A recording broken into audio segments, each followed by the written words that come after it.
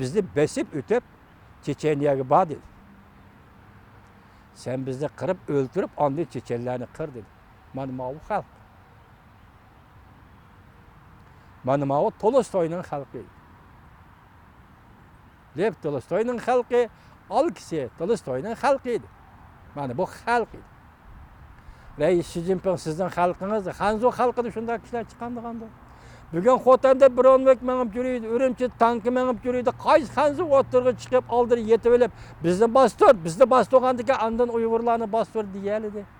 Xalqning subatini, xalqning aqlini, xalqning axloqiy tarbiyalashini, xalqning bejirim qiyofatini, xalqning insonparvarligini, avval insonparvar, undan keyin millatchi, solchi, o'ngchi insonparvarligini Reis Xi Jinping efendi o'z xalqingizning mushu qiyofatini rost xalqiga selishtirib baqa. Tarix mana shunday narsa. Biz sizdan Uyg'urlarga kengchilik bilan muomala qilishni talab qilamiz.